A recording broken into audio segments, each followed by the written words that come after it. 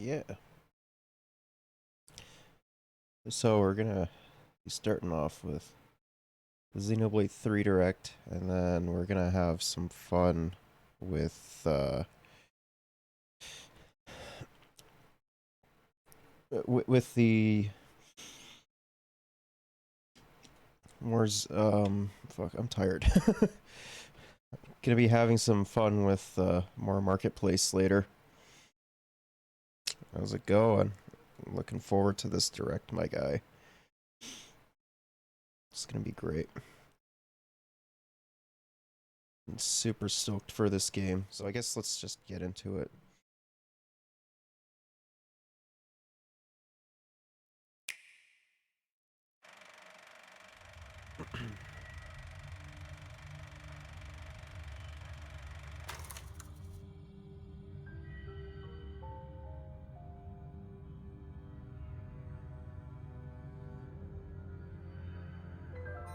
You were all talk when you left here, but you've nothing to show for it, D. Oh, spare me, P. We should have sallied forth in the first place. Surely the turn is mine. I believe it's my turn next. Honestly, you make more noise than the rabble at a feast. Even if you did stop its raging flow, it will soon burst through. Well then, let us see how far the flow brings them this time.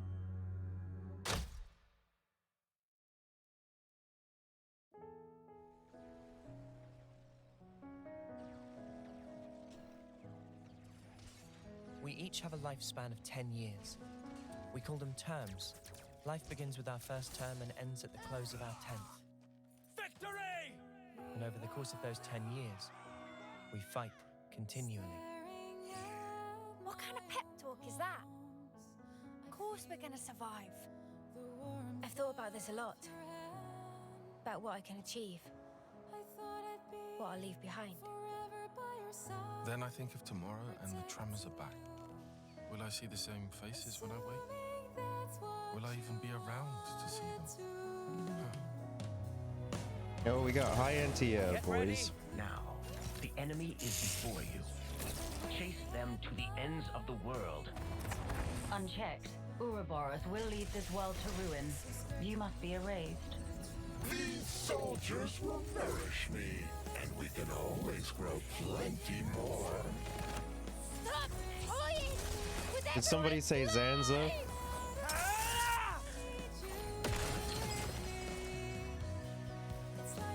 You gave us a choice. The choice not to fight. And you made it true. That mark there. Late 10th term, eh? 3 months left. That about right? 3 Okay, more not gonna lie, he kind of sounds like Van Damme, and I fucking love Van Damme. months. And then I'll be gone from this world. How many of you are getting made an example of and hope rescue this time? The lost numbers are attacking! We have good reason to meet with them. To bring peace. And to set the world to rights. But take a look around. Think about how many lives it's cost. Annihilator has started moving! This is bad, Noah. Now I want to live. To live and learn. So don't give up yet. This'll buy you some extra time. Use it. Stop this! I don't want any of your time! If the world holds our lives back, I will end it! These are our lives here! They're not some toys you can just play with!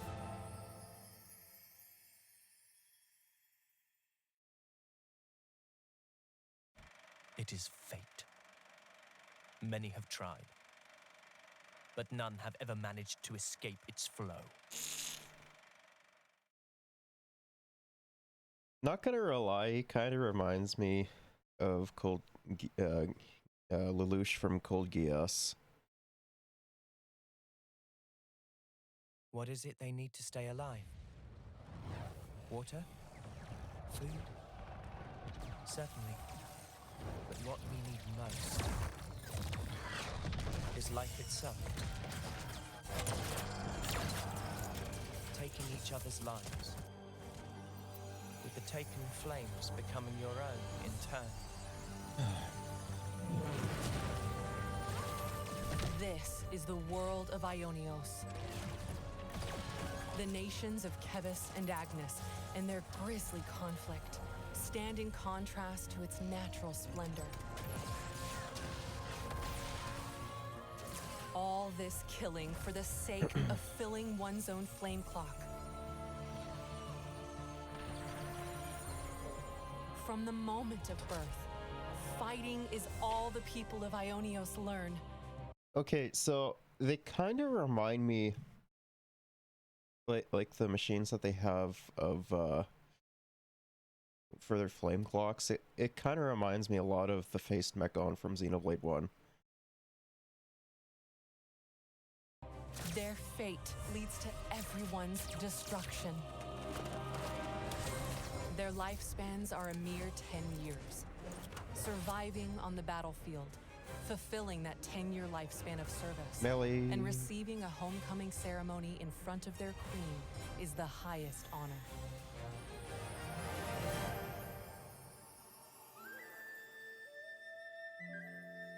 However, many never receive this honor as they fall in battle, their souls evaporating into the beyond as the melody of the Offseers plays.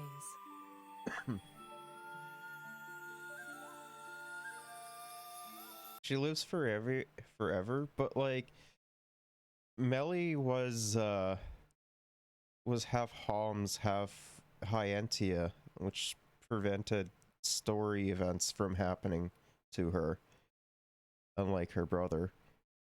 I guess I'm kind of curious to see if Tyrea will make a comeback.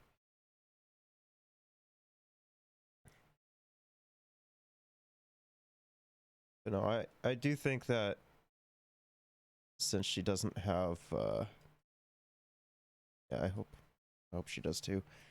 I don't think that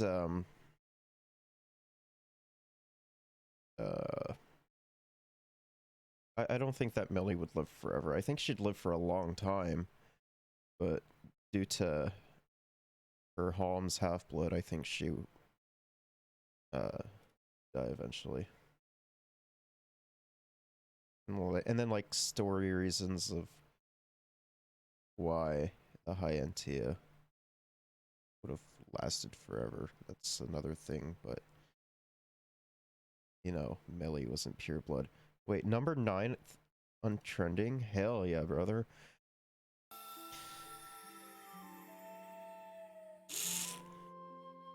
In today's presentation, we'll introduce the world of the Xenoblade Chronicles 3 game and follow the main character's adventures. Okay, I am like I was already hyped for this game, but this direct is so far has been getting me hyped even more.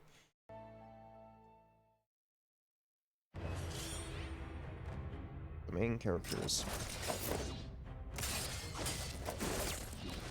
Countless comrades have lost their lives thanks to this filth. What do you think it's like for us? Losing friend after friend. Wait, do we actually have like a good black character in Xenoblade outside of Van Damme that lives? That's fucking awesome. I love seeing more representation. You steal everything from us. 6 soldiers, 3 from Kevis and 3 from Agnes, were commissioned to take part in a special mission. Both parties filled with mutual hatred. Yeah, we do. Tyon is the best. I mean, he seems like he's gonna be a great character, to be honest. Draw their weapons at first, but when they encounter a mysterious figure, they shelve their distrust and resolve to work together. Because now, kids, you share a common destiny. They'll hunt you constantly, relentlessly, without... What if this guy is just like an ancestor to Van Damme? That would be great. I love Van Damme, man. Van Damme is such an awesome character. Rest. There's one place that might give you a chance. Sword March. The land pierced by a great sword.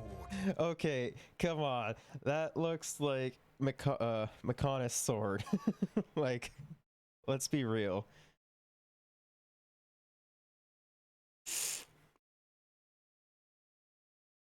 I can even see Sword Valley. Our city. It is the sword? Okay, I kind of thought that was the case.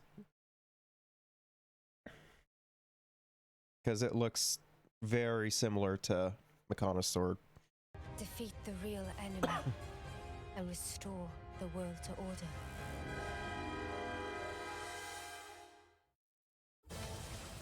This story focuses on these 6 characters. This is Noah. what we're meant to do. To send on the voices of the departed. Seer. Just to deeply praise allies. An officer's purpose. Ready, he says. From the moment I chose this muddy path, I've been more than ready. What are Lambs. you on about? I'm not gonna let you take the fall alone. Seems like a Ryan I've type. thought about this a lot. Mio. About what I can achieve. What I leave behind. If anything, we should be questioning Zion. all that we've thought to be true. Differences are all a matter of perspective. The truth is, Cena. she's terrified. She needs someone to tell her that everything will be all right. We got another Ryan, and that makes me happy. Yeah, I'm a little bit sad that so far, like, in my playthrough of Xenoblade 2, I haven't encountered another Ryan type character. The only one to come close is Zeke, which apparently he joins the party, and fuck, I can't wait, because Zeke is just fucking awesome. Now fugitives of both Kevis and Agnes, these fate-defying hopefuls journey to learn the truths of their world. Yeah, I mean, from what I've seen so far, I already love Zeke. And I love the fact that Nia called him a one-eyed monster. That was fucking funny. Their role is to convey the Queen's directives to the colonies, along with handling admin and decision-making. Wait. We didn't get a Nopon character as part of the party? Bro, that's disappointing. Unless they're, like, trying to hide it for spoiler reasons. Because, I mean, in Xenoblade 1 we got Ricky, and in Xenoblade 2 we got Tora. So, they have to give us a Nopon party member, right? Our colonies regard each other as enemies. But if the consuls giving the orders are the same, it means... But these guys are mega suspicious? I suspect they may be more deeply involved than we thought. With the reason why we fight, with deciding our fate. Our fate.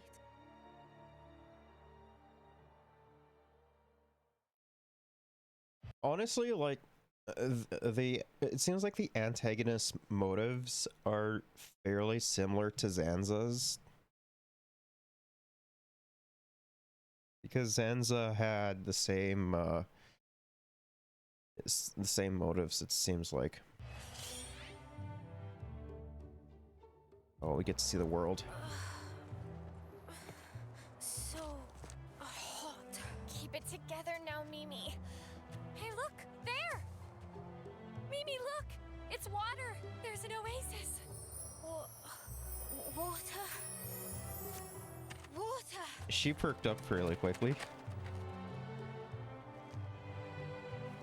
Let's just hope it's not a mirage.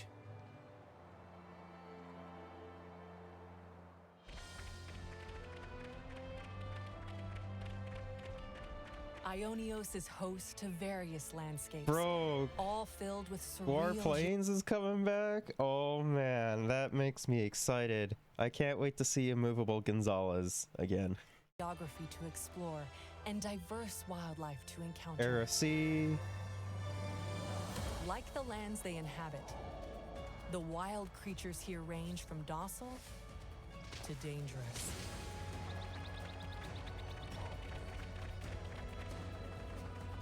Some creatures make no secret of their ferocious There he tendencies, is. so keep caution in mind. ferocious There he tendencies. is, immovable Gonzalez.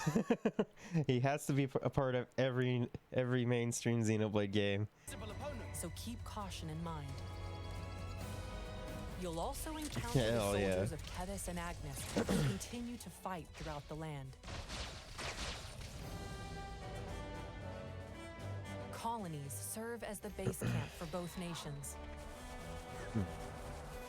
At the heart of each colony is a Pharaonis. These are mobile bases and devastating weapons of war.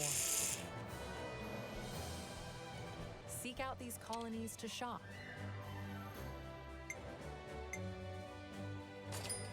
Dine. All finished. Get to know residents and more. Oh, they're bringing back this? Oh, I am actually kind of excited about that. Like this was like seeing the interconnected web in Xenoblade 1 was one of my favorite things about Xenoblade 1. Like outside of like everything else. Like this is a little bit of a more niche thing, but it was interesting to see how your decisions in side quests affected different characters. Get a glimpse of the lives of Noah and his friends at these rest spots, found in colonies and throughout the world. Use collected materials to cook.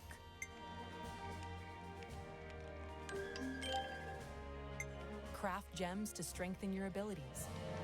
Okay, honestly, I prefer gems over the cores, because gems I think were just more streamlined in general, and like gems are also like I think I prefer gems anyways, but that's probably just my Xenoblade 1 bias.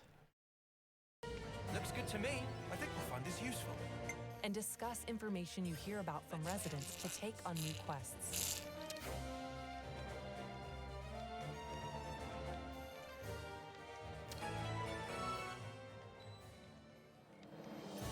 Explore every corner of these fields as you seek out new encounters. Breathtaking scenery. Valuable items.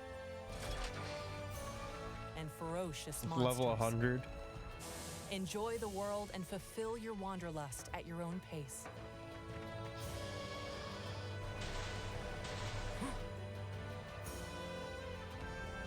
The locations you visit are saved as landmarks that you can quickly select and travel to, which makes traversing this giant world more manageable. Skip travel.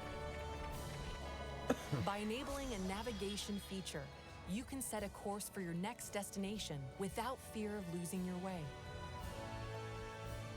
There are plenty of other features that will help you in your adventure, such as the ability to change the I actually like the clock that they had for that. Like, it looks really nice. time of day to encounter monsters that only appear at specific times. Can't wait to quest for those.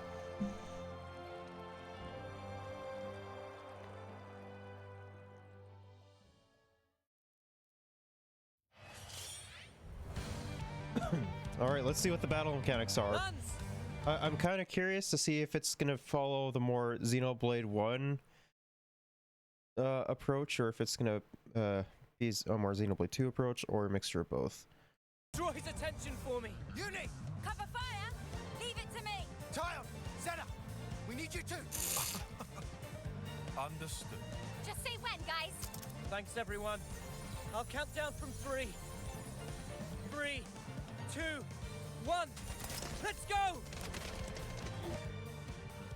Draw your weapon when encountering an enemy to seamlessly enter battle. Oh, damn.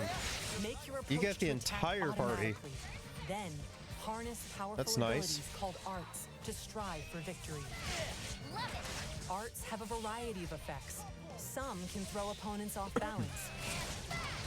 Inflict more damage based on where you attack from. Or Okay, it follows more of like the Xenoblade 2 style of combat. I would have preferred Xenoblade 1 style of combat, but I'm okay with that. It's not what I would have preferred, though. allies, to name a few. Practically no this one by heart. Each art is assigned to a button, making them simple and easy to execute.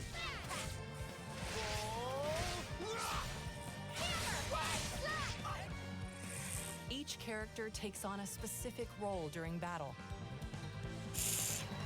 Attackers excel at damaging enemies. Defenders block enemy attacks and draw their aggro. And healers can restore HP to keep you in fighting shape.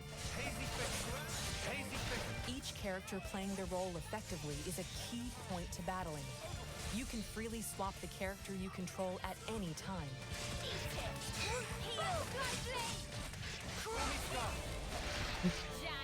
Well, it sounds like they're gonna be reusing some arts. I heard Mio use butterfly blades, and that's one of Nia's things, so... String together arts to activate a combo and gain an advantage. Get the enemy off balance. Break, Knock them to the topple, ground. launch, Launch and them into smash. the air, then smash them down. Stringing together successful combos is quite I'd rather have break, topple, and daze, and just keep reinflicting that. But I get that was kind of busted, though. satisfying. You can link multiple arts with stunning chain attacks to devastate enemies. Deal heaps of damage at once and let nothing stand in your way. This isn't the end!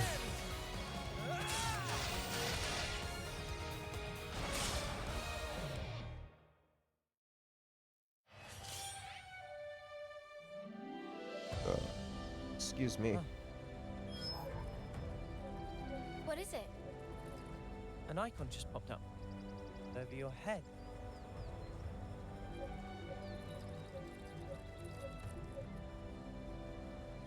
Yours seems to be the only one not logged. Huh? He's lit up like a sparking light bulb.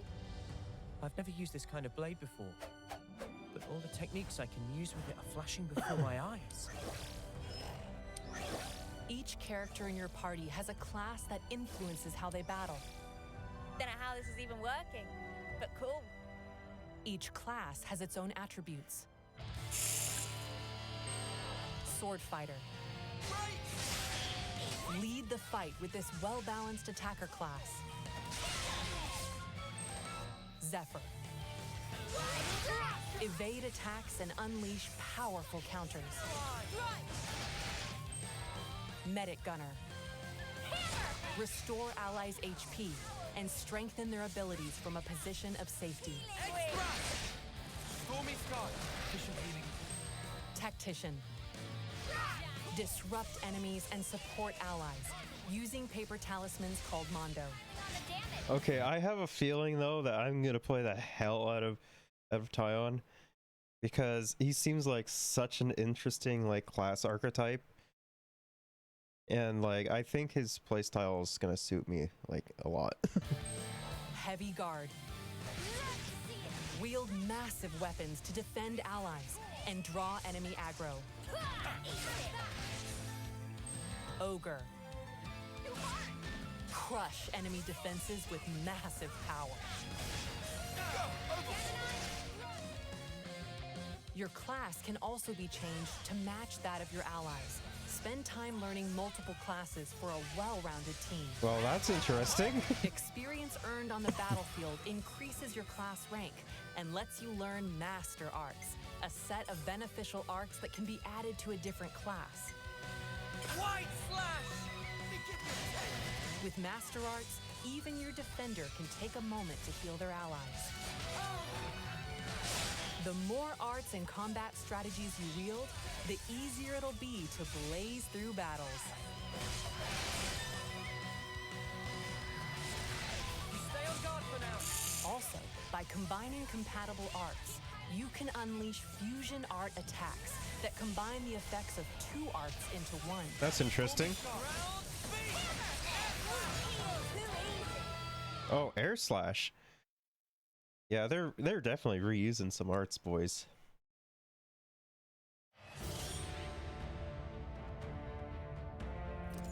Live this gloriously, die spectacularly.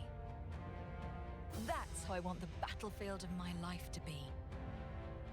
It's just that, as a mechanic, you can't start getting moody just because something's broken. Now we see real Nopon potential. That's right. Maybe it's impossible for one Nopon. Why? What? Why does he have an afro? Oh, that's great. I've never seen a Nopon with an afro before. That's so funny. But two.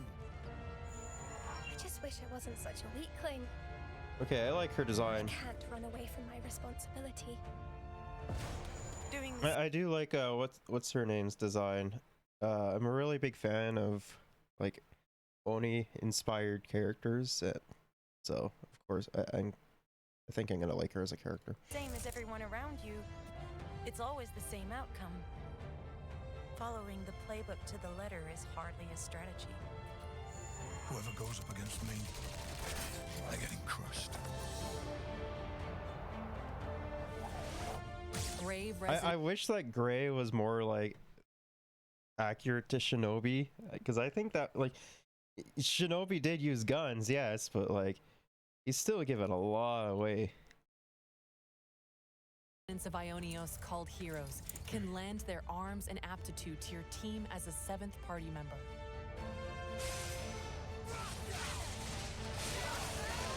Only one hero at a time can assist on the battlefield, but you can swap them out as you see. We got a spoiler character. Kind of like 7 in Xenoblade 1. Fit. Heroes also bring their own classes to your team. Guardian Commander. Turn the tables with boosted abilities when things look dire. Incursor. Unleash more critical hits for higher attack power. War Medic. Heal party members and bolster them with various buffs. Okay, I don't like Valdi's design, or I don't know if I'm gonna like him as a character, but I think that their playstyle is going to fit mine arguably the most. But we'll see. These are only a handful of classes that heroes bring. Your party members can take on any of the hero classes as they become your allies. Recruit more heroes for a growing combination of classes and arts in your party. Choose to don a class's look, or keep your current outfit. Find your fashion and fight for the future.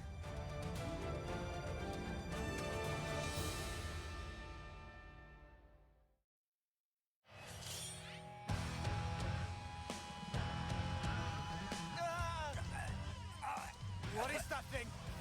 This is no normal creature. It's something else. You've got a real death wish.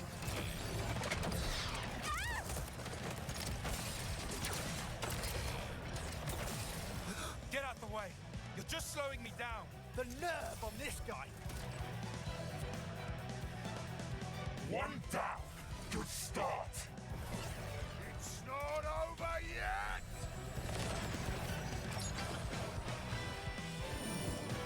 Evasion. I felt her thoughts. Or maybe her memories. There were so many. And then they were a part of me.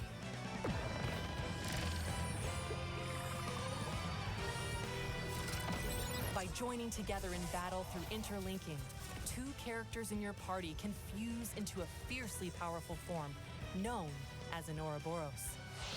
Here are the character pairs that can interlink.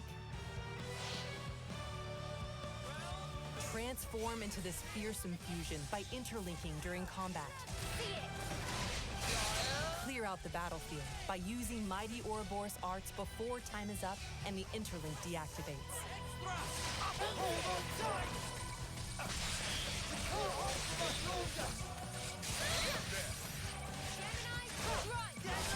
Those guys are so selfish. Selfish how?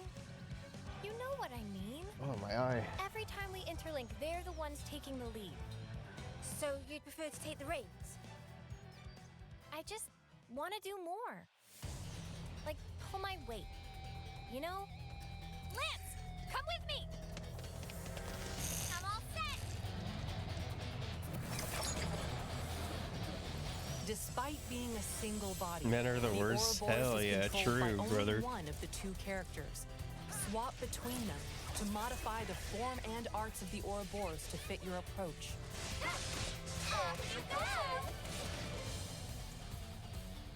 Earn points in battle to make the already powerful Ouroboros even stronger. More to add to the playbook? I'll make it count. Ouroboros can also take part in chain attacks with the rest of the party. Oh, that's nice. Now you finish it good. Got you there. Keep you breathing. Strike through! Upon this sword, I pledge my strength!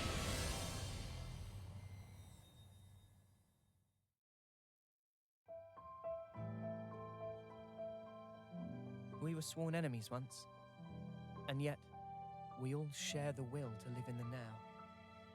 Until now, I was afraid to take that first step. But now, I can do it. Not like we can afford to go just yet.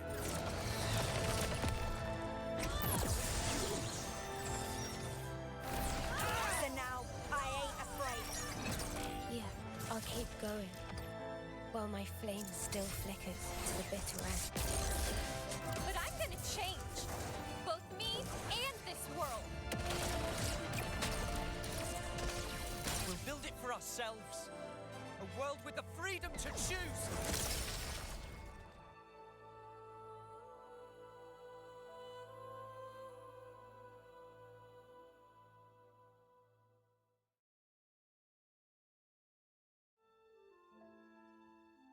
Expansion pass. Broaden the world of Xenoblade Chronicles 3 with a paid expansion pass. Okay, we definitely have the Aegis here, and it looks like the new overhauled Monado from Xenoblade Xenoblade 1.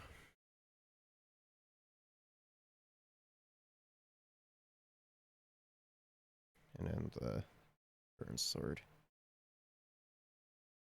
Helpful items, July 29th launch day. The Monado Rex. True. I have a feeling that the challenge battle new hero characters quest and new outfits. Oh, is it called that? Oh, okay. I didn't know that. Oh, yeah, that's right. I forgot that was called the Monado Replica EX. I forgot about that. Man, I haven't played DE in such a long time. I kind of wish that they had like the original Monado though. I think that would have been something nice, or like the Monado 2. But I have a feeling that in this first expansion, there's gonna be like Xenoblade 1 stuff, and then this is gonna be Xenoblade 2 stuff, and then yeah. Can you call yourself a Xenoblade fan? Hey, come on, bro. The last time I played Xenoblade 1 was like last year sometime. And to be honest, I think that the post game on Bionis Shoulder wasn't really my favorite, because it just kind of the mechanics of how everything worked, like it didn't work without Shulk's visions.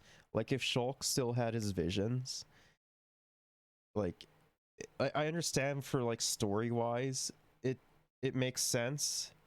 It sounds like a me problem, bro. When I'm taking on like level 70 monsters and I'm gonna be dealing with a gigantic blow that will kill me, and I don't know that it's gonna be coming, how am I supposed to prepare for that? Even with like Monado armor, get good. Oh, shut up.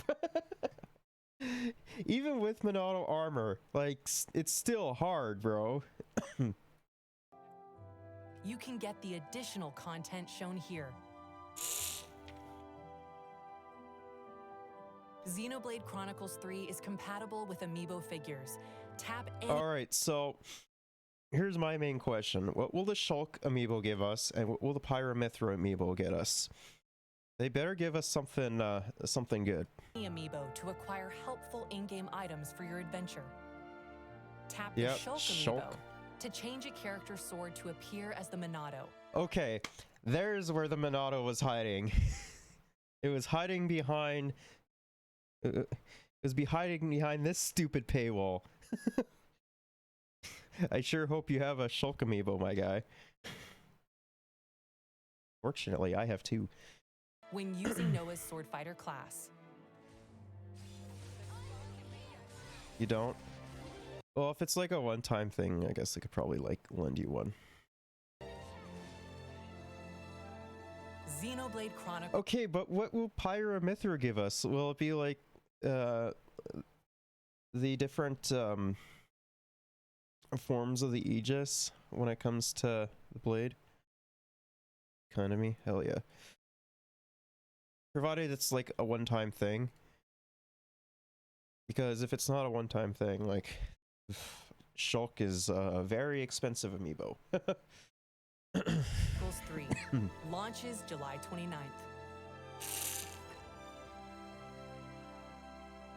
Thank you for watching, and enjoy your adventures in the world of Ionios. Man, I can't wait. I can't wait for this game. It's gonna be so great. I'm gonna have so much fun with it.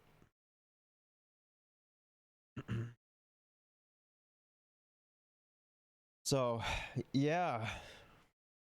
Well, if I wasn't hyped before, I'm hyped even more now. It's definitely a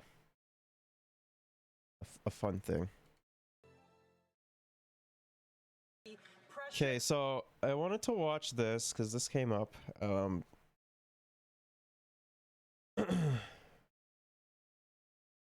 So apparently the conservatives are trying to push investigations into the alleged RCMP, but that happened, like the thing that happened with the mass shooting, and I think it was like St. John's a couple of years ago. I want to play as Lance so badly. I know he looks kind of fun, not gonna lie. But yeah, we'll watch this and then we'll move on to some more fun. It's time to make fun of Candice Bergen. I watched the direct stoned and it made me cry. The music was so good. Xenoblade generally tends to have really good music. I don't know if Ace Plus did music in Xenoblade 2, but if they make a return in Xenoblade 3, that's gonna be make me really happy.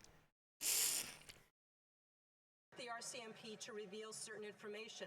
We also believe that it's possible the commissioner was pressured by the PMO and Public Safety Minister's office. These liberals have Let's make fun of Candice Bergen now. Pattern of interfering in investigations to advance their political agenda, just like we saw in SNC-Lavalin. Will the government commit today to a full and open and transparent investigation to get to the bottom of this? Well, Minister of Emergency preparing this. The independence of law enforcement operations. You look at the conservative side, no mask. You look at the fucking liberal side, all masks. Key principle of our democracy. Stark difference there. Deeply respects, and one that I have. Oh, you know, it's the conspiracy, brother. It's not happening anymore. Always defended. At no point, Mr. Speaker, did our government pressure or interfere in the operational decisions of the RCMP. And I would take the opportunity, Mr. Speaker, to direct the members to the Commissioner's statement from yesterday, in which he makes it very clear that there was no interference. The honorable leader of the opposition. Mr. Speaker, somebody is not telling the truth, and it is not Superintendent Darren Campbell. Mr. Speaker, he didn't. Bitch, when have you ever told the truth? Seems that masks are still important. Who would have thought? I mean, just because like fucking dumbass premiers like Jason Kenney, Doug Ford, and Heather Stephenson said that restrictions were going to be lifted, that doesn't mean that, you know, it's COVID is still isn't a thing. Like, man, conservative leadership is just fucking dog shit. Anyone who wants fucking conservatives in fucking any position of power. We should just round them up, toss them on Labrador, and just let them have Labrador and let them do whatever the hell they want, and like let the rest of us, you know, actually have a meaningful fucking MP or premier. Like I at this point, I'm just willing to fucking take the Hassan approach and just like wall them off. Just toss them on an island and wall them off. Not just experience this differently. We know the Liberals have a track record of interfering in investigations when it's to their advantage, and when they're caught. Wait, what? I mean, of course they do that, but like you guys do that way much more than the Libs. So I don't know what you're flapping your gums about.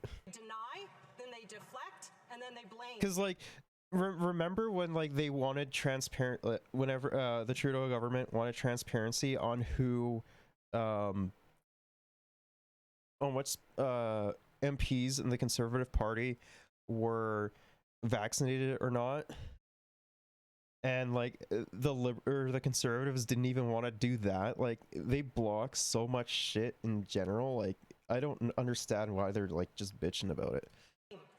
It's sickening to think that they're using the worst mass shooting in Canadian history for political gain, but it is very possible. I mean, that's kind of how politics works, though. Like, you guys use it for your own political gain as well, except instead of, you know, wanting to regulate guns more, you think that everyone should fucking have guns and turn us into America 2.0, even though we're already there in some regards. She is the dumbest MP that we have in Parliament right now. Fuck, I hate her so much. We need to get to the truth on this, Mr. Speaker. Again, I'm going to ask the minister, I'm going to ask the government, will they commit to a full and an open investigation? The Honourable Minister. Mr. Speaker, I'm happy to share with the members opposite the truth. And in fact, yesterday, the Commissioner of the RCMP released a statement in which she said, and I quote, it is important to note that the sharing of information and briefings with the Minister of Public Safety are necessary, particularly during a mass shooting on Canadian soil. This is standard procedure and does not impact the integrity of ongoing investigations. I mean, like, the thing is he's not actually entirely wrong about this, though. And, like, when it comes to, like, the mass shooting, one thing I think that both sides tend to forget is a lot of the weapons that happen from mass shootings come from America, and like they and instead of like, you know, actually proposing, like, if I'm referring to the Conservatives in this argument, I don't think that they actually have a proposal in order to try and minimize the amount of weapons that get transported via the border from smuggling. Like, they have no proposed solution. All that their entire solution is fucking making Canada America 2.0 when it comes to gun control. Like, that's so idiotic. Don't look at it like a shooting. Look at it like a celebration of death. That is what she's saying. Like, what is wrong with humans? I mean, Candace Bergen is just dog shit in total. I have no idea how she keeps getting reelected. Like, everyone, like, for context, Candace Bergen is my MP. I want her out so badly. She's just god awful. And everyone that I hear in my district says that they know that she's fucking horrible, but don't want to fucking vote her out. Like, it's so idiotic. Like, I do understand, like, at the same time, there has been no good opposition leadership from either the Liberals or the NDP. I have a feeling that if she was to be elected out, it would probably be from the NDP. But we just haven't gotten any good opposition leadership from that. Other people do not like change for some dog shit reason. I mean, the thing is with my district is it's full of a bunch of old people, like a bunch of old baby boomers. So of course they're gonna be as conservative as fuck. Not all the time. There's obviously some progressives in there. There's some libs in there. Like fuck, I'd honestly rather have libs than our fucking clown MP that we elected. Like fuck, I hate her so much. I just want her gone. And let her fucking cry that she lost to it.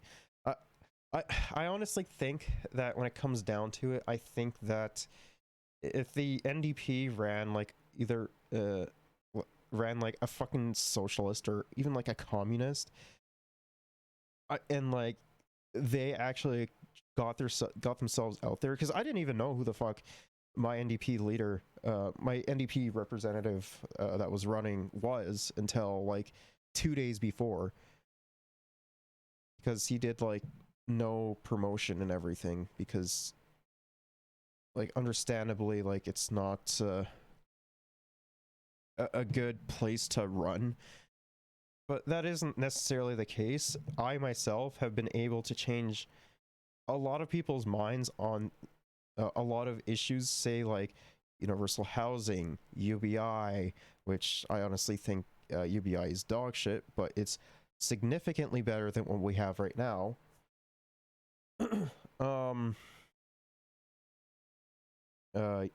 Universal housing, UBI, expansion of medical care, whether it be pharmacare, free dental, or dental care, eyeglass care, like the fucking Bernie plan. Like I was able to get some very fucking conservative people on board with that shit, as well as, fucking really good public transit as well.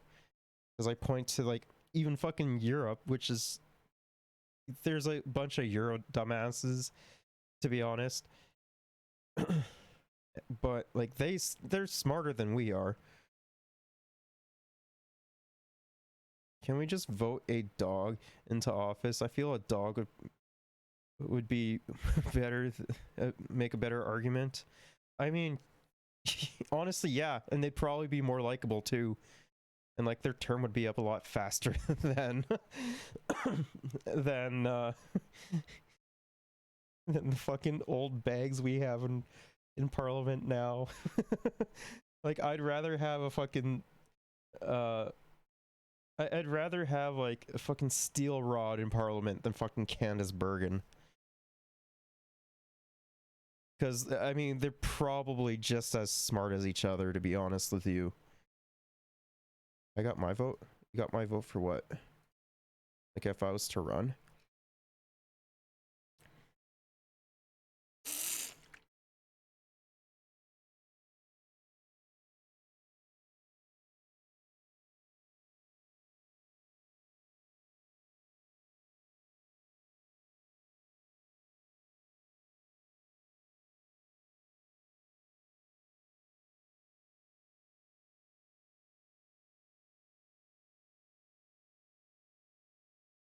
I'm honestly kind of confused on what you mean by that.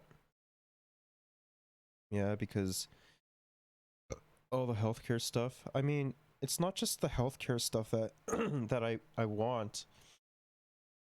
It's adequate, well, either adequate or above adequate public transit, like fucking trains, cable cars, buses,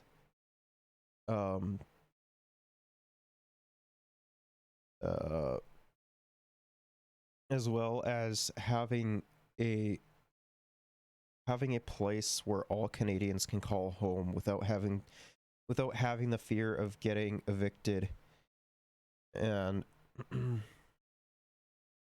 without getting evicted, having the fear of getting evicted and becoming homeless. Because right now the biggest issue for Canadians is the housing crisis that's going on, because rent and mortgage is expected to go up by 40% just alone. Like economists are expecting the Canadian house market bubble to burst in mid 2023, and that's not going to be good for a lot of Canadians because they're going to lose their where they're staying, whether they're renting or whether they're paying a mortgage.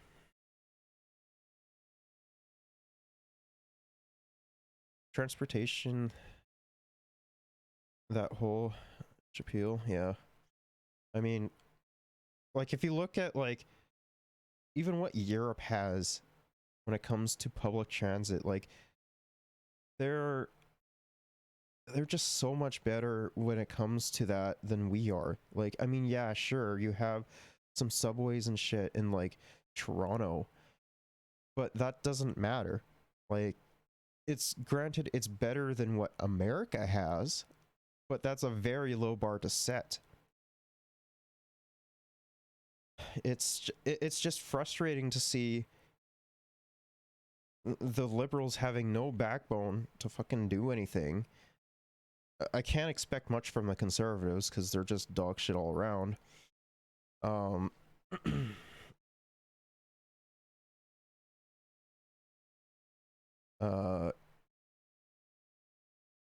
I kind of wish that the NDP would have a little bit more power when it came to like actually pushing legislation through, because like if the liberals want shit done, they have to like I honestly think a minority government is usually better than than a majority government, with the exception of an NDP led federal government. But that doesn't matter because the conservatives are going to do whatever the fuck they want through like provincial means, so it doesn't even matter unless like hypothetically the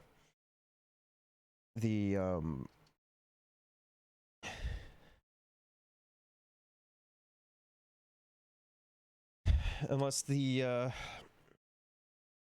NDP get into power and actually spear dick a lot of things through and don't give and have it like a federal mandatory, like it has to be like this, your budget has so much of your budget has to go to like say public transit, so much of your budget has to go to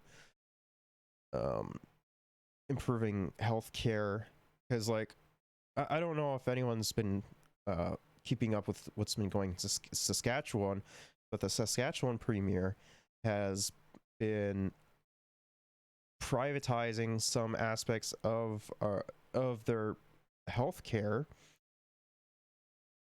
and underfunding the institution that they have when it comes to federal healthcare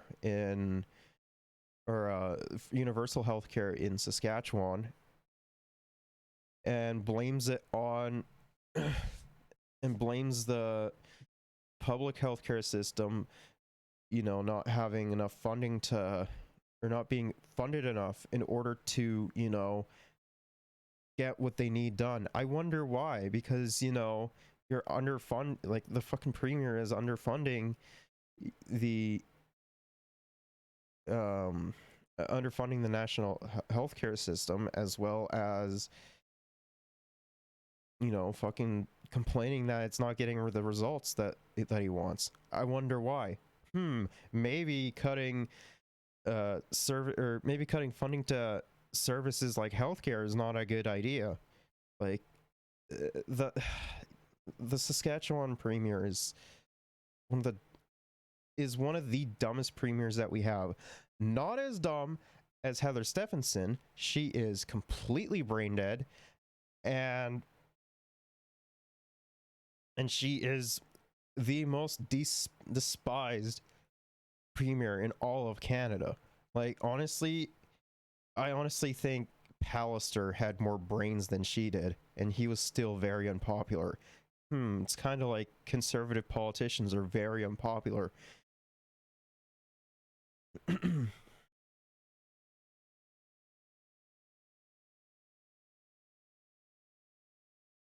fuck, I hate conservatives so much, and anyone who tries to justify the ways of the conservatives, I think they should just, you know, not have fun. It's like one of the memes that I had posted in one of the discords I'm in. You know, it was a Hassan Piker meme. The biggest question is why and how do they keep getting elected? Okay, so the reason on why they tend to get elected, especially in more rural areas, is because they're often seen as the best option when it comes to more rural areas and more Christian areas. When it comes down to it, a lot of more rural Canada tends to be more older, which doesn't necessarily mean that you're going to have a more conservative voter base. That's just not inherently true. When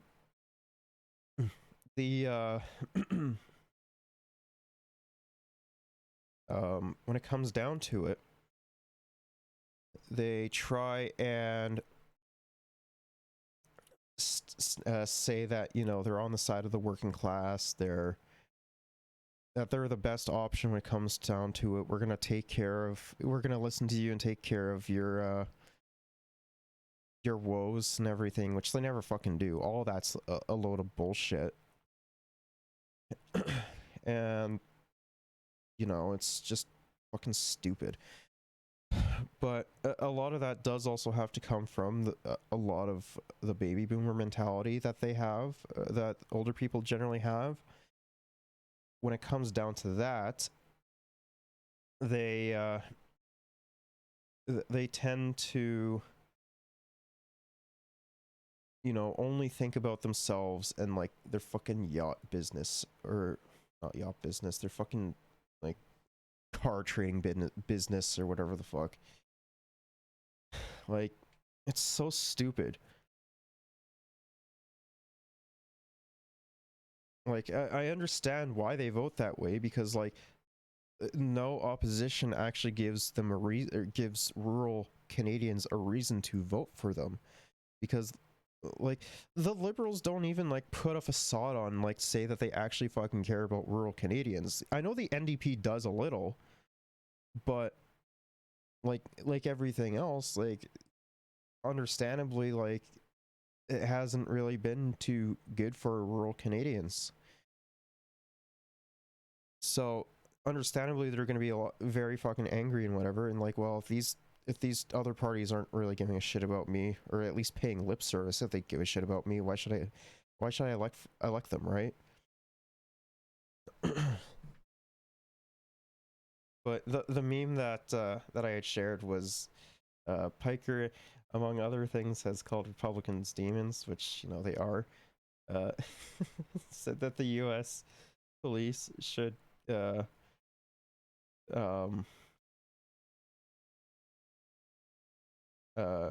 shot by a skeleton in Minecraft.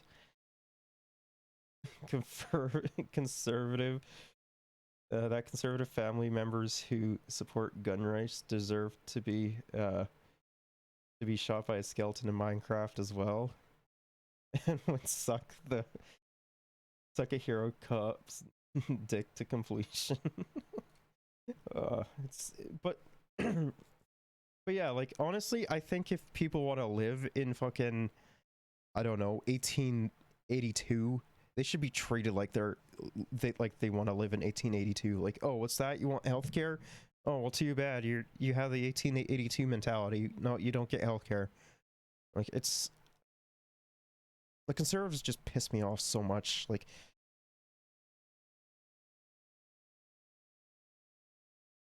oh no, not a skeleton in Minecraft. Yeah, I fucking hate skeletons in that game. Oh my god, I hate them. Fucking aimbots, man. But yeah, it's the conservatives just piss me off so much. They bitch and moan, and then when they actually get into positions of power, all that they do is fucking cut back on shit. And they make the fucking country worse. Like, granted, the liberals are pretty fucking bad too, but I'd rather have our sexy librarian in power than fucking dumbass Skippy, because he's most likely gonna win. Interfere with the independence of the RCMP. And she concludes, and this is important, Mr. Speaker, I take the principle of police independence extremely seriously, and it has been and will continue to be fully respected in all interactions. Let's finish this video up, and I just want to have fun. Deny, deflect, and blame, Mr. Speaker. Mass murder. Wait, what did she say? Deny, deflect, and blame, Mr. Speaker. Wait, what? That's all that the fucking conservatives do, though. It's that was the most brain dead thing I think I've ever heard her say. The mass murder of 22 of my fellow Nova Scotians and an unborn child being used as a liberal gun control wedge is disgusting, obscene, and an insult to the... Wait, what? That's not even a wedge issue, though. Like, the only reason why it's becoming a wedge issue is because of you fucking clowns thinking that, you know, that you're gonna be taking away Canadians' guns, which isn't the fucking case. Like, unless it's like people that, you know, can't demonstrate that they handle a firearm. Like, yeah, I have nothing, and yeah, I have nothing, and I am known for having shit takes. True. No, these fucking clowns, all that they want is just to create wedge issues like, say, abortion rights or fucking gun control. Like, I'm referring to these fucking clowns. Like, universally, I think that, like, if you've actually talked to a gun owner in Canada, they actually say that, yes, our gun control, or our when it comes down to getting your firearm license in Canada, it does suck. And, like, you can't really do too much you can't really do too much to it, about it, like, you know. But a lot of them do understand that there still are problems within that system that unfortunately does lead to some instances where people who can't demonstrate that they have a gun still get a gun. I think for the most part it generally tends to be pretty good. But where the mass shootings come from is from fucking people that vote for this clown, watch like fucking Ben Shapiro or fucking Stephen Coward, and, you know, want to shoot up a fucking mosque because, you know, they heard that it was a cool thing to do on those fucking alt-right shows. And then they end up purchasing an illegal firearm from the US and, you know, end up shooting up somewhere and fucking killing people, and it's horrible. Victims and their families. The detailed investigative notes of RCMP officers, which will be used in court, state political interference into this mass murder. They were contradicted by the public safety minister and the commissioner of the RCMP. Who's telling the truth? The RCMP investigators or the liberal politicians trying? Okay, that's actually very hard to know who's telling the truth there, because the two careers that actually require you to lie the most is being a fucking politician and being a cop. Like, I don't know who to believe. I honestly don't trust either. Like, they both fucking lie all the goddamn time, so I don't know. I don't know if I trust either one of them. Trying to interfere in the investigation.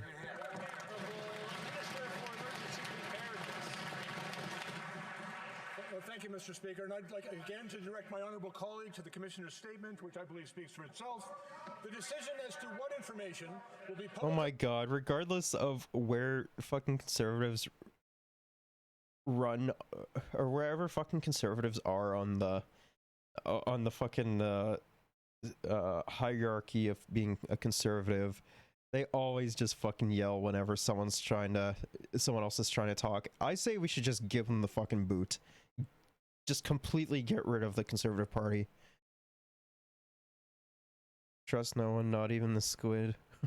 Not even Squidward's house. But why? I like Squidward's house.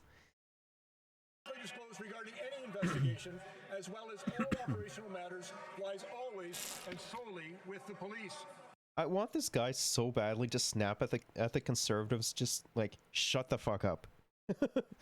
Have a little bit of goddamn respect. But Mr. Speaker, let me also take the opportunity to acknowledge that the 2020 mass shootings in Nova Scotia has devastated families and communities, and particularly those families and loved ones of the 22 individuals that lost their lives. We should all keep them in our thoughts. Honourable Member for Cumberland Colchester. Mr. Speaker, many in Nova Scotia are already concerned about the proceedings of the Mass Casualty Commission. Superintendent Campbell testified, and I quote, "The Commissioner said she had promised the Minister of Public Safety and the Prime Minister's office that the RCMP would release this information. The Commissioner then said that we didn't understand that this was tied to pending gun control legislation." Mr. Speaker, 22 individuals and an unborn baby died in my riding during this tragedy.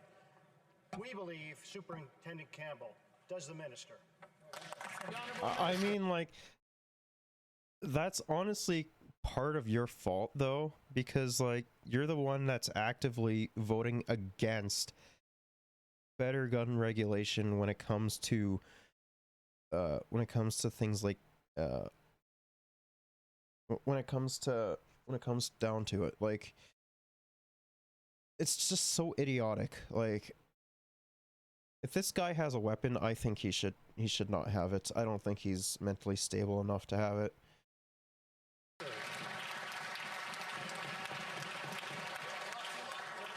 Thank you, Mr. Speaker. And as I said, I've never had a conversation with the superintendent, but the commissioner who did released a statement in which he said, "It's important to note that the sharing of information and briefings with the Minister of Public Safety are both necessary and particularly during a mass shooting on Canadian soil. This is standard procedure. It does not impact the integrity of any ongoing investigation or interfere with the independence of the RCMP." And she concluded, "I take the principle of police independence extremely seriously, and it has been and will continue to be fully respected in all interactions." Member for Cumberland Colchester. Mr. Speaker, this Liberal government has somehow managed to use politics to interfere with a cross-border police investigation. They hoped it would advance their potential gun control legislation. Okay, so for context, there was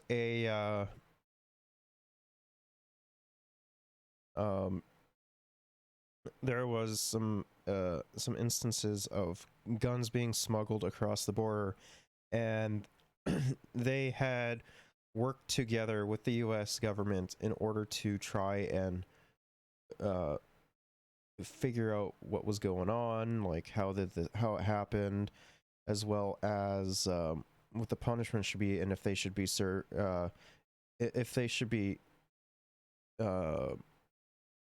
running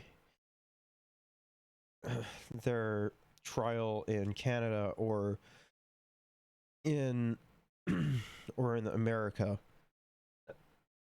So yeah, it's so stupid, man. This interference further undermined the public confidence in the police investigation as to how the killer managed to obtain and smuggle illegal guns into Canada. Oh my god. He's so used to the conservative talking points that he misspoke and said drugs instead of guns. Oh, that's so fucking funny. How long after this tragedy did the minister discuss the gun legislation and the resulting order in council, which happened 10 days later with Commissioner Lucky? Okay, but like, what difference does that make? They're proposing regulation or better regulations when it comes to when it comes to smuggled weapons from America. Like,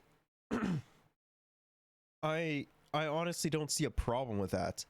Like, that's inherently a good thing, and I'm sure that a vast majority of gun owners in Canada would agree with that as well. Like I understand, like, it's fun shooting guns and everything, but a lot of the crime or gun-related crime and violence that tends to happen in Canada generally tends to happen with smuggled American guns. So having a regulation on that and, you know, harsher punishments for that is not necessarily a bad thing.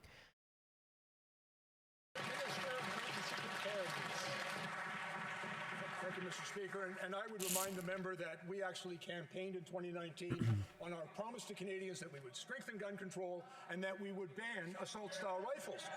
Mr. Speaker, in May of 2020, we kept that promise. But, Mr. Speaker, the independence of law enforcement operations remains a key principle of our democracy. It's one our government has always respected and one that I have always defended. Mr. Speaker, at no point did our government pressure or interfere in any of the operational decisions of the RCMP. Oh, fuck. I hate conservatives so much. Alright. It's time for Marketplace, baby. Let's see here. What should we watch when it comes to Marketplace? There is Fraud Fighters, testing AA batteries.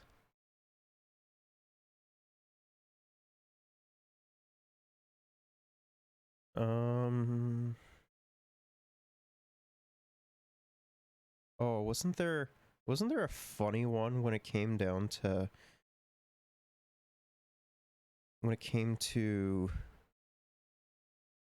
where was it?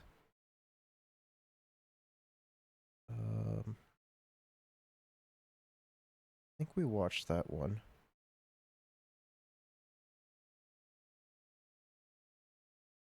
Oh, let's watch this. I think this one is gonna be fun. Supermarket secrets. So unjust. It's really saddening.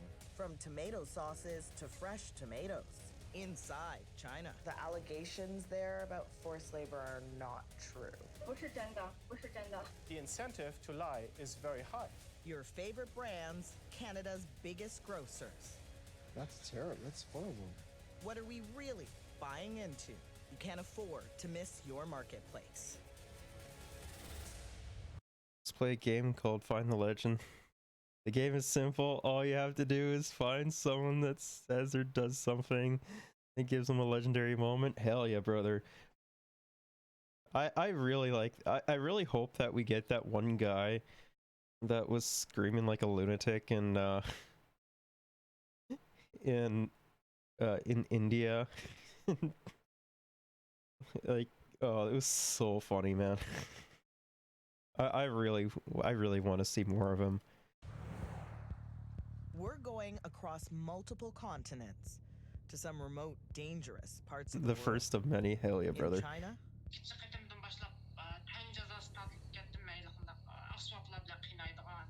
And Mexico. Wait, I don't understand why they used I don't understand why they used what's it called? Why they used Arabic characters instead of Mandarin characters. We're uncovering secrets about Canada's food supply. Be safe. Okay, so one thing that I think is going to happen when it comes down to it is I think that one of two things is going to happen. Either they're going to show like just a regular Chinese business going about it when it comes down to it, like probably no better than what we are over here, and try and like be like, hey, look at how bad China is treating its workers or some shit like that.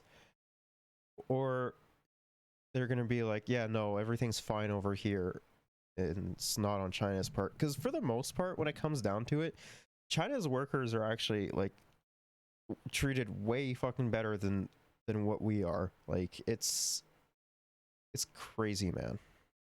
And keep us posted. And we're looking at something many of us eat all the time. Tomatoes. The fresh kind. Product of Mexico. And all those sauces too. Made in Canada from domestic and imported ingredients. Double concentrated tomato paste. Product of Italy, right? Okay, I think when it comes down to like the Mexican portion of it, I think they're gonna like maybe expose like how fucking terrible the working conditions in Mexico are, because Mexico has really fucking bad working conditions, which is why they often try and seek refuge in America, and why there's so many like illegal border crossings in America. Which honestly, who fucking cares on what side of an imaginary line people are born on? Because all that fucking borders are is just to reinforce violence. Right there. Like the maintenance of borders is to maintain violence. Cases of forced labor, poor working conditions, exploitation. And we want to know which of your favorite brands are connected to these problems. Look here. Okay, when it comes to that that brand, all the big brands are gonna have it. Ragu, Prego, fuck, what else? What else is there? Chat, help me out. I don't know. I don't remember. I just know Ragu and Prego for sure. But a lot of the big brands will definitely have forced labor. Product of India. One says product of Italy and one says craft in Italy.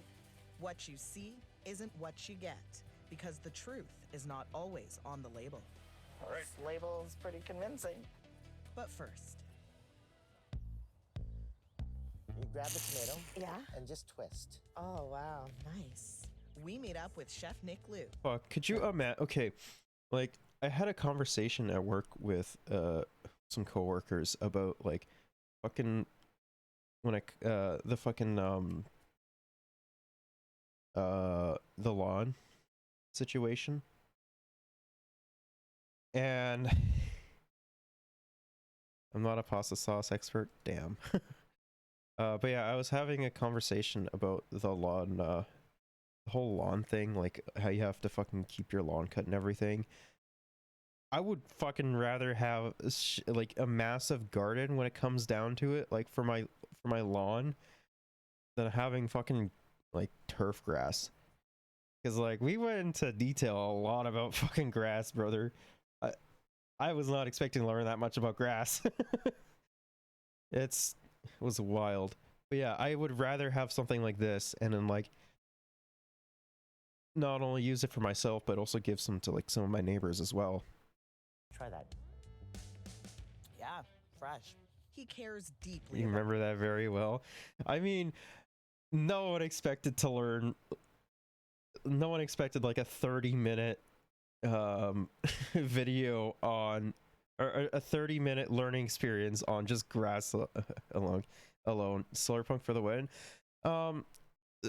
Some things when it comes to Solarpunk I think are great and that we should definitely incorporate. Other things not so much, because like we're using like say tires and shit for like housing. I don't really think that's a really good way to do so, because of a lot of that material tends to like outgas a lot. So but there definitely are qualities to Solarpunk, like having a more greener environment, having food forests, getting rid of the fucking lawn and not having to maintain your lawn and have, you know, biodiversity.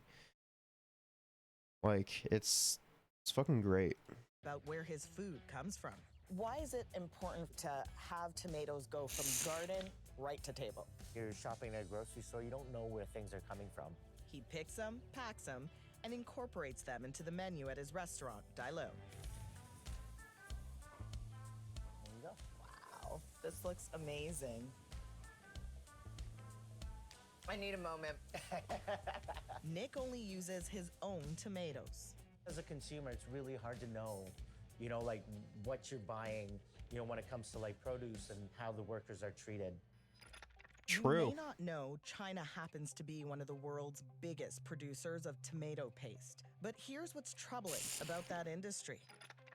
We find state media reports showing the transfer of Uyghur Muslims and other. I mean, are we really surprised about that though? Like, I mean, of course, like, of course, when it comes to the Uyghurs, they tend to get fucked over in China. But like, essentially wherever Muslim people go, they're gonna get fucked over. So I can't really say that I'm surprised. Ethnic minorities in the remote region of Xinjiang. Thousands allegedly work in tomato fields. I fucking love this. I fucking love this so much. I love how they're just placing the translations over with dramatic music. It's fucking awesome.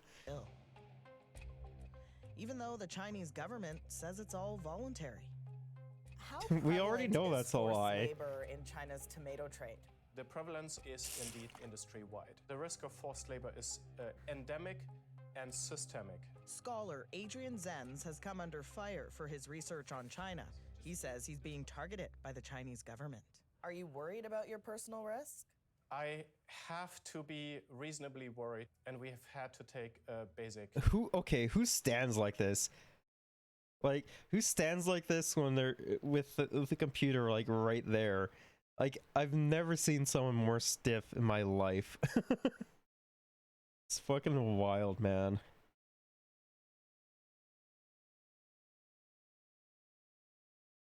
Precaution. But, like, when it comes down to this guy, I mean, it seems like he's just focusing on, like, fucking China and, like, not a lot of Western colonialism. Or, not Western colonialism, Western imperialism. When it comes to other places as well. Because there's a lot of fucking forced labor that Western nations generally tend to use in the sake of fucking games. These documents were taken by some of the media. I love having a room with one stand for a laptop for video calls. I mean, isn't that how you do that? or how isn't that how you make video calls? Partners and shown to a man named Adrian Zenz. Adrian Zenz uncovered a government report. Adrian Zenz, the senior fellow in China Studies. Adrian has helped expose how Uyghurs are taken from their homes to work in China's tomato fields. Beijing set up an unprecedented police state. What's known as labor transfers. Tomatoes.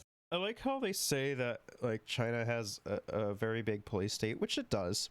Don't get me wrong. But yet we turn around and defend the police state of America, or even like our own police state. Like, it's ridiculous. No, because I hate the way I look.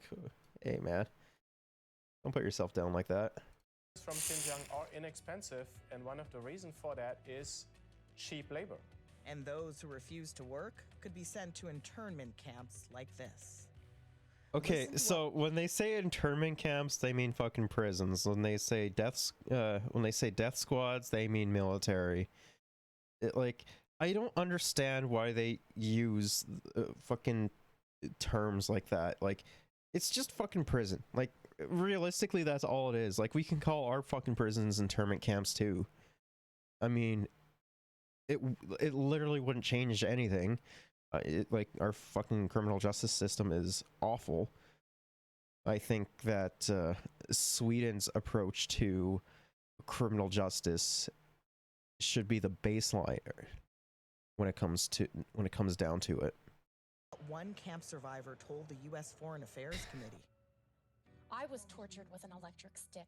Many young women were crying, screaming when they were told they would be sterilized. I am asking governments around the world to wake up. The Chinese government is Still better than America prisons, boys. really trying to break the back of the Uyghur people. Because, like, unironically, that's honestly better than America's criminal justice systems, especially their fucking private prisons. Like, it's so fucking bad. Like, if you go to prison in America, you're essentially like black or brown, and you're becoming a slave. That's all that you're going to be doing. Because when COVID hit really bad, you had inmates working against their will in order to produce things like hand sanitizers, masks, medical gowns, etc. Like, I don't understand how we defend America's actions so much. Like, we lick America's boots so hard. They're considered to be extremist. The end game is to try to... The only confidence I have is when I'm actually feel comfortable in my own skin, and that isn't very often. The confidence is only there when I am wearing my super awesome pink shirt. I mean, when it comes down to that, like, confidence is like a muscle. You have to use it in order for it to get better.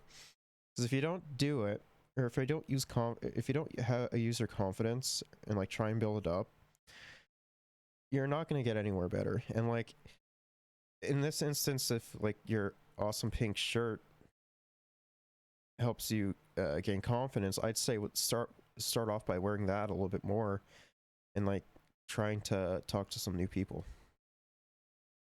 Like I used to have a very big lack in confidence as well, and then I'm like, okay, I don't really care what other people think. There are going to be people that agree with me, people that disagree with me. I don't care. To optimize the Uyghur population by reducing their population growth to really significantly alter their ethnic makeup and their religious situation. It's why the US government decided to ban tomato and cotton imports from the Xinjiang region earlier this year. I fully believe that other countries, including Canada, should follow suit and do the same. The whole truth is hard to get at because so few people have escaped Xinjiang. But we find someone who... Okay, when it comes to these alleged communist countries, like say China, North Korea, etc., or like even like people still think that fucking Venezuela is communist, which is really fucking funny to me. When it comes to a lot of these alleged communist countries, generally they tend to have something to gain when they escape, because they know that America generally tends to have, and like a lot of the Western world tends to have, a lot of fears when it comes to those countries, because they think that they're inherently violent, which isn't true. Like in the cobalt mines in the Dominican Republic, like the workers there wanted reparations for their labor, which China actually gave out, by the way. And under like American and Western appeals, essentially, like when it was when America was there for like oil and shit, they would literally like fucking kill them and put like and like set an example and be like, this is what's gonna happen. And you know, have some more Western favorable when it comes down to it. So I think in that regard, China is slightly better when it comes down to it. Makes sense. I was looking at some shirts last time when I went clothes shopping, but I didn't find anything I liked. I mean, I honestly think that like when it comes to like fashion and shit like that, you don't just have to limit yourself to the men's section. You can also wear some like women's clothing. Like if you have like, I'm not gonna lie, women have some really nice clothing for like if you want to be drippy as fuck. So like don't be afraid to like venture out into other places when it comes down to it. I said skirts. Oh yeah, I misread that then. Yeah, no, fucking skirts are comfy as fuck. I hate that. There's this stupid mentality that guys can't wear skirts. I mean, look at look at fucking the Irish, for example. Like, those guys were fucking wearing skirts like crazy. Why are you so dumb? Because I'm a Twitch streamer. That's why all Twitch streamers are supposed to be dumb. We're either bimbos or himbos. No in between. But yeah, if anyone, I'm honestly surprised that, you know, fucking the West, like the West, like Canada and America, didn't tell the Irish to say, or didn't tell the fucking Irish to stop queerbaiting because they're wearing like kilts. I'm sorry, but like fucking skirts are very fucking comfy. So much fucking you can air out so fucking much. It's so nice. Like, I honestly don't understand why guys don't want to wear skirts more. It's so fucking nice. He wants to share his story. We managed to interview a man who escaped with his family. Jeez, he did. He did. Holy smokes. We played part of that interview for Adrian and Nick. If they're not in internment camps, my family is picking tomatoes. They are living under fear. Adil says he was a political prisoner in the late 90s, forced to do hard labor in fields. It was so hard, I thought I would die.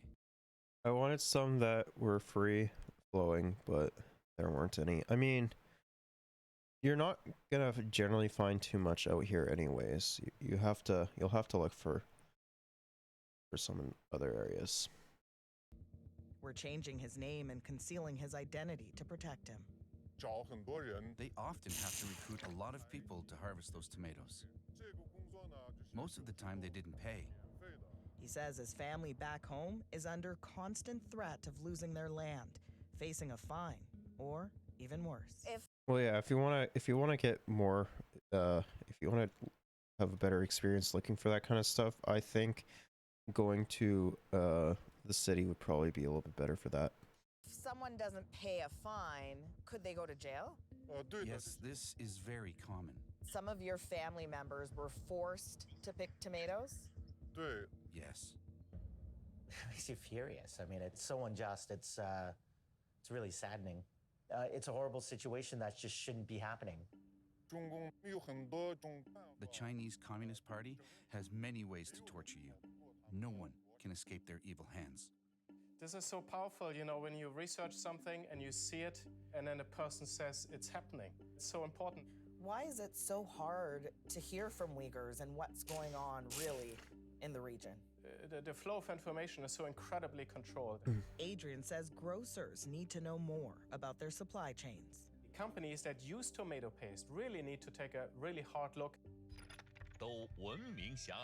We're going to take a hard look ourselves, getting inside access to some of China's biggest tomato producers, posing as Canadian traders with the help of our art director and this website. So we'll call it Richmond Limited. I think we could use another image here. Yeah. Looks good. Competitively priced, highest quality.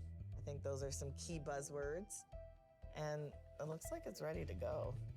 And then we set up 3 factory tours in Xinjiang. Hi, my name is Asha. Nice to meet you. Yeah, nice to meet you too. These companies think we're trying to purchase tomato paste. We're looking for about 1,500 to 2,000 tons. We can ship it to global market. Don't worry about that. They show us their factories and their fields. 陆续成熟，我们会陆续根据每个田的成熟程度，然后进行安排、进行集采这样的情况。 Can they hold up a tomato for us to see? Very nice. Looks good. Okay, those tomatoes look really good. Gives us a lot of info. Elevator for washing fresh tomatoes. But we notice a red flag. You have all your certifications? When they send us a hard copy, looks like a generic template. certificate of completion, name, and family name. They're blank forms. Something I mean, like, other companies do that too, though. Like, it's not just Chinese companies. anyone can find online. Back on our virtual And like, it tours, is a little we bit asked sus too, to be outright about honest with Uyghur you. workers. Are they local laborers in those fields, or are there any Uyghur workers? 不可能，因为我们工厂基本上没有他们的这个工人，他们不从事这一行。 A denial at first. Then they admit to using Uyghur farmers. Can you confirm the farmers that you deal with? 有。 Finally, the chilled. Another company tells us they've stopped using Uyghur workers this year. 我们也知道了，然后我们在临时工招用的时候，今年已经明确的规定，就是我们不招维族人当临时工，这样子的。 It just goes to prove that regardless of wherever you go, you're always going to have fucking similar exploitation of the proletariat, whether it be like an alleged like communist country, you know, that's not actually run by a dictatorship of the proletariat, or like a neoliberal institution, or whatever the fuck. Like, it just goes to show you that they don't give a shit about the working class. Is this really surprising? Like, we do the same fucking shit. We just sweep it under the rug because, oh, look at us, we're so perfect. Why is that? 就是因为今年有这个官方报道说维族人强制劳动啊这块的。 The allegations there about forced labor are not true, and they're not being treated unfairly. 不是真的，不是真的。这个媒体的一个宣传，对。 Propaganda. I mean, yeah, that's another thing when it comes to a lot of like East Asian countries that are not neoliberal.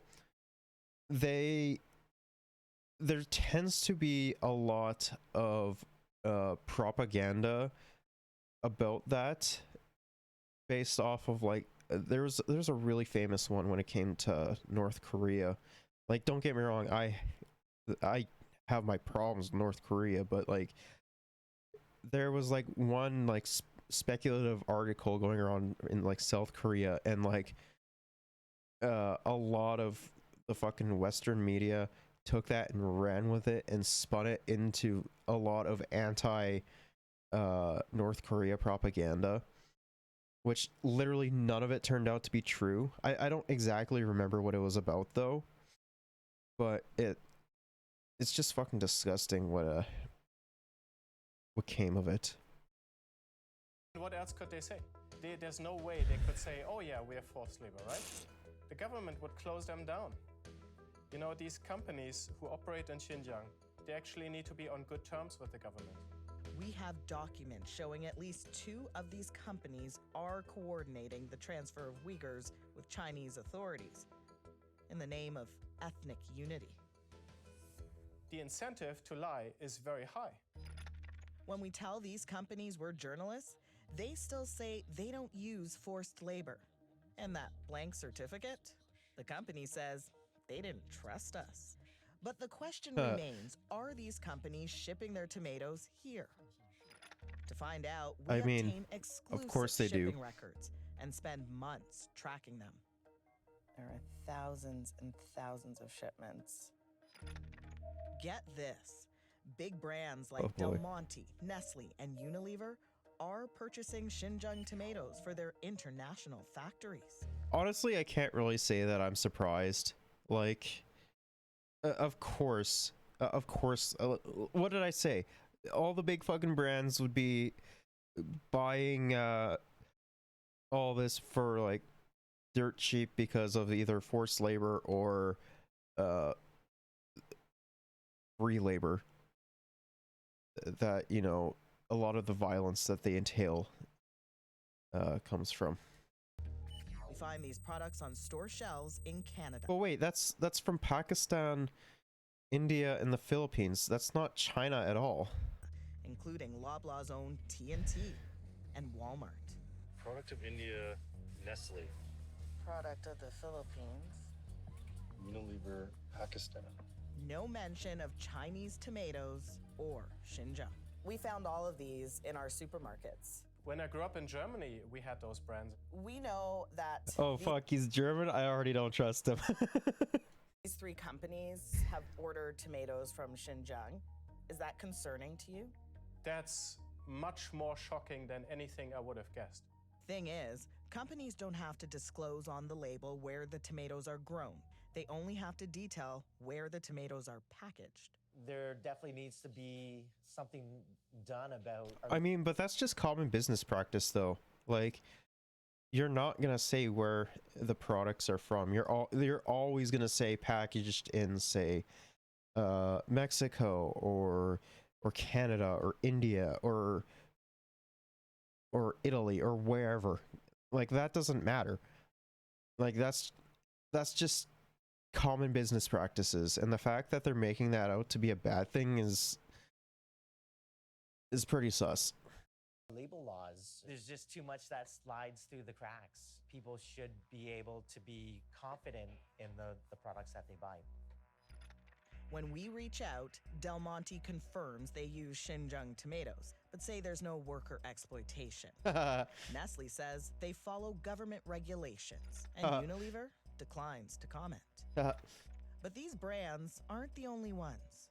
You can see right there Loblaw companies. Loblaw sells their own tomato products. Recognize this President's Choice sauce? Getting product from Ladoria in Italy. The Ladoria Group has distilled the goodness of the Mediterranean. Hey. Well, Loblaw's supplier, Ladoria, is based Some in Italian Italy and a hands. leading exporter of private brand tomato sauces. Constant focus on product quality. And we know they purchase tomatoes from Xinjiang. You can see it there. Italy to Montreal. Ladoria tells us they use Xinjiang tomatoes, just not for Loblaw in Canada. Do you think that Loblaw should be working with a processor that admits to using tomatoes from Xinjiang? Absolutely not. Why? For ethical reasons. There's other producers that they could work with, right, that care about their products and what goes into them. If you're telling them these things, then still work with these companies. I think, PC is something that you need to avoid. But after emails from us, Loblaw's... Bro, you're not going to get past any of that because, like, unfortunately, when it comes down to a lot of products, whether it be like tomato juice or not tomato juice, tomato sauce, clothing, whatever, you're inherently going to have a lot of unethical treatment of laborers. That's just how capitalism works. And yes, China is more capitalist than they are communist. They have like a couple good, like they do a couple good things that I wish we would do, and then like they still have a lot of problems. Supplier takes action, making a dramatic change. The supplier Ladoria tells us that they're going to stop using Xinjiang tomatoes. But the question is, why are they stopping only in the wake of a media investigation? This is just incredible. I think that's a significant failure in terms of ethical responsibility. As our search for answers continues, we find another connection to a major grocery store, Whole Foods. Their supplier, tomato sauce maker Petty, with a long list of international clients. Ogni pomodoro che si rispetti. They make this paste for Whole Foods, and we have shipping records that show they import a lot of their tomatoes from Xinjiang. This is not acceptable that they would use a Western supplier that uses Xinjiang tomatoes anywhere in their processing. But Petty says it's not in the Whole Foods paste. It only uses Xinjiang tomatoes for their African markets. Is that a problem? Yes, it is. It means that they are using a product that carries a high risk of forced labor, and then they say, we don't sell this to the West, but it's fine to sell it to Africans. As for Whole Foods, After we reach out I to mean, there's no shot that they don't do that or sell that stuff here. Like, there's no shot that they don't. I mean, they're literally only trying to cover their tracks. they take action too, removing their 365 paste from store shelves, as they put it, out of an abundance of caution. Take a look. They're all gone. And just days before this broadcast, they tell us they're cutting all ties with their supplier, Penny. I think supermarkets have the biggest responsibility out of them all, right? I mean, Okay, I can almost guarantee that they're still going to be working with that company. They're just going to be putting it under a different name instead of Petty. Like, that's just how that works. They do it all the time. It's just rebranding.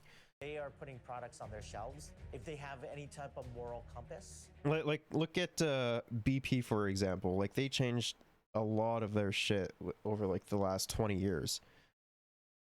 So, and like a lot of that does have to go to be with branding. right? They won't hold these type of products in their stores. More food shock. Product of Mexico right there. You trust the labels. Well, I guess I have to. Yeah. The truth behind this label. All right, boys, let's see. This is your marketplace. Whole Foods, Loblaw, Nestle, all use tomato sauce suppliers linked to forced labor in China. It's a significant failure in terms of ethical responsibility. It's not just sauces. We're also investigating fresh tomatoes. How often do you guys shop for tomatoes? Weekly. Like twice a week? Did you buy any tomatoes today? I did. Do you ever look at the country of origin? I don't normally pay attention to it. I'm looking for the best tomatoes. I think where they come from is a secondary concern. But if you take a closer look, you'll notice many of the labels say, Product of Mexico right there. we import millions of dollars worth every year. You trust the labels. Well, I guess I have to. Yeah. Do you think about working conditions when it comes to the tomatoes you pick up? To be honest. If I was in this, I'd be like, unfortunately, I don't really have a choice, even if I did. When it comes down to that question, like, what do I think, or what was the question that she'd asked? Do you think about working conditions? Do I think about the working conditions? All the goddamn time.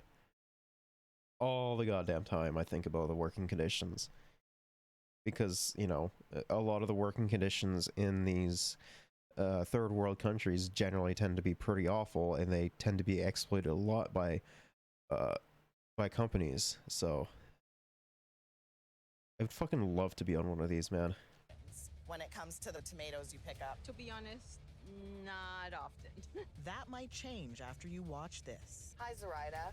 We're teaming up with journalist Zoraida Galagos to find out how workers are treated at a major... The main thing, though, is I don't know if they'd include that, because I'd say that I have a lot of fucking problems with it. Or who knows, maybe they would include it. I don't know. Mexican company. It's in a small town in the state of Sinaloa. En México, cualquier sitio se puede volver inseguro de un momento a otro.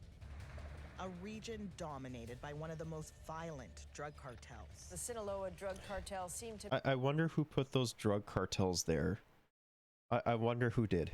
I wonder who also gave them a lot of influence and a lot of their weapons. I wonder who did that. To make it abundantly clear who's really in charge in the region. How poor is that part of the country? Más de la mitad de sus pobladores viven en pobreza. Ceuta Produce is one of the town's main employers. Always holding an ever-growing respect for our human resources and the environment. Zoraida says that's far from the truth. Ceuta has a history of infractions for dangerous working conditions. I'm not surprised. So do these tomatoes end up in our country? Of course. We call their customer service line to find out. We sell a little bit directly. they're gonna say no. They're gonna say no or like very little. That's what they're gonna say, because every company does that. They want to look as good as possible, even though they do fucking horrendous shit when it comes to labor conditions. To Sobeys, if you're shopping at a Walmart, you're seeing that through one of our third-party partners. They confirm. Oh yeah, that's also another thing they do. They also deflect using their third-party partners as well. Ceuta supplies tomatoes to Canada.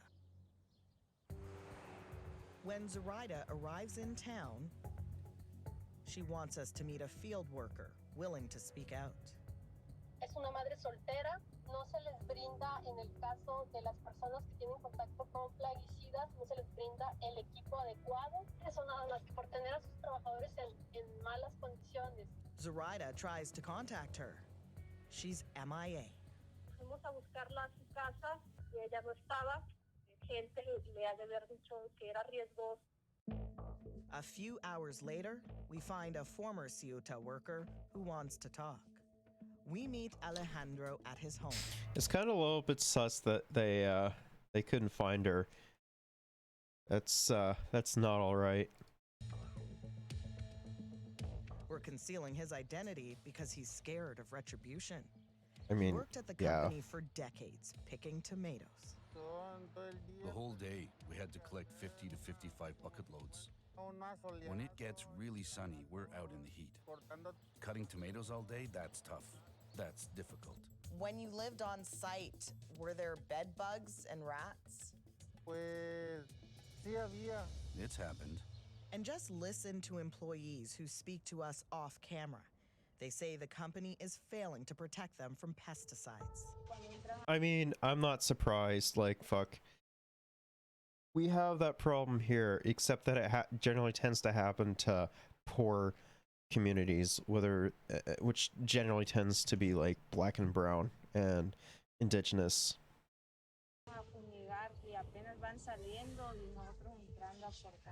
And they're working excessive hours. Trabajar tantas horas de 9 hasta las 12 de la noche. Jesus. Son exigentes. They actually don't have any other option often than to work for those companies. Emily Nguyen's NGO. It's usually when it comes to like small towns like that, they generally tend to be the more like sometimes that employer is the only employer that they actually have, so they don't have a choice. It's happened here as well. Focuses on workers' rights. She's done a deep dive into global food supply chains. The workers are just unseen, uncared for, are not considered with the same dignity, almost less dignity than the fruits. They're seen as machines. Remember, boys, you're always another cog in the machine. If you break, or if you can't perform anymore, you'll just be replaced, you see. Shantytown. It's like shanty, yeah.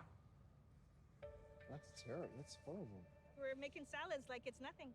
They're living in that condition. It's heartbreaking, right? Straight to the top for some answers. I just want to know, why is that? I'm sure you'll know that Canadians will be She hung up on me. It's fucking awesome. Do you have a story you want us to investigate? Write to us, marketplace@cdc.ca.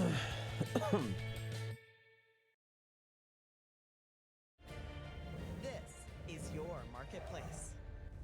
Where do these tomatoes come from? Products of Mexico right there. What supermarkets don't want you to... It wasn't just Mexico, it said US dash Mexico, so I mean, of course there's gonna be like fucking forced labor in America too. No. That's terrible. That's horrible. We're making salads like it's nothing. We're investigating the poor working conditions at Ceuta in Sinaloa. They supply to Sobeys and Walmart. But Ceuta tells us these allegations do not represent the company's values, and they'll investigate. Sobeys says it's looking into the issue too. Walmart doesn't respond to our requests for comment. So we asked the industry group that represents them, the Retail Council of Canada, for an interview about Mexico and China. They say no multiple times.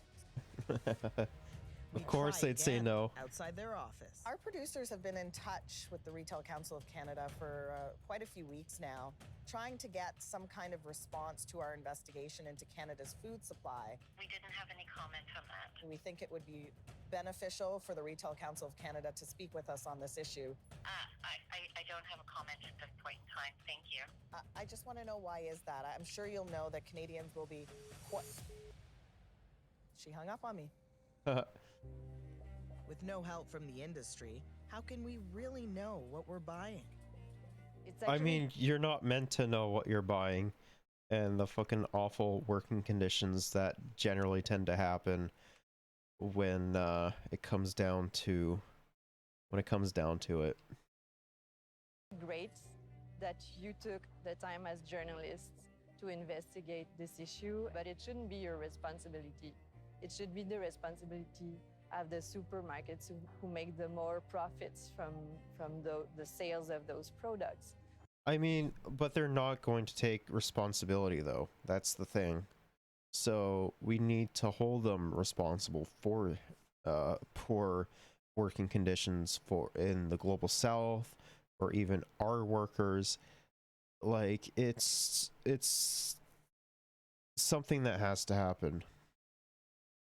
But unfortunately, it's nothing that too much of us can do.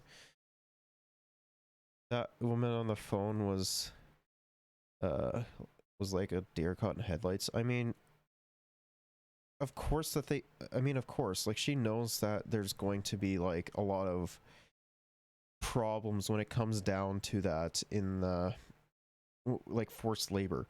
Like, of course she knows. Like, all companies do that. That's just how companies work, unless they're either unionized or worker owned. Like, let's use Ocean Spray as an example. Ocean Spray is great when it comes down to worker co-ops, because Ocean Spray actually listens to the workers and actually will do some of the stuff that they that their workers actually want them to do. Like, instead of using a bunch of pesticides for their cranberry juice or their cranberries, they tend to use wolf spiders instead, which has been more effective, as well as less harmful, not only to the environment, but to the products as well, and the consumers. Like, if a lot more companies were worker co-ops or unionized, or both for that matter, like say Ocean Spray, I think that when it comes down to it, I think that would be inherently better than the dog shit we have now. Is this going to change the way you shop for tomatoes? I think that there should be a list of ethical producers, and we as consumers should flex our muscles and support. I think another thing that we should be doing as well is, instead of enforcing like fucking like dog shit regulations when it comes to, like, say, lawns or like public areas, we should be planting fruits, vegetables, and like other things there for people just to take if they need. Fuck, like, an ideal solar punk reality would be so fucking awesome, man. Support those producers. Information is Like, the thing is like, there have been studies on if local farmers are actually able to support the world's population, and they actually are. They actually able to support local populations. It's just that companies generally tend to want to buy up all their stock, and the farmers can't sell it, which is an unfortunate reality. power, so if you respect your consumer, then you should give us the information that we need to make good decisions about the products that we buy. And what message do you have then for grocers about this problem? Do better. Yeah, that was fucking awesome. I mean, I knew that they were gonna I knew that they were gonna like talk shit about China and all that, but like, of course that happens. Like, that happens literally everywhere. So I don't know what they're going on about. Anyways, I think that will probably be it for today. So we'll end stream here, and yeah, we'll definitely have to watch some more Marketplace. I forgot how awesome this show is. It would be cool to see an apple tree at the side of the road and eating it. I mean, who even says just like apples though? Like, why not like raspberry raspberry and strawberry bushes, blueberry bushes, cannabis, carrots, potatoes, like onions, whatever, right? Like, just imagine like having a giant community garden in, say, the middle of like, I don't know, Calgary. Like, that would be awesome. Like, everyone can, you know, take from it and plant whatever they want. Like, that would be awesome. It was the first thing that came to mind. That's fair. That is fair. But yeah, we'll definitely have to watch more, we'll definitely have to watch more, Marketplace. I forgot how fun it is. Anyways, that's probably going to be stream for today. A little bit shorter than I wanted to, but I took a nap and it was a little bit... I slept for a little bit longer than I wanted to, so... yeah. See ya.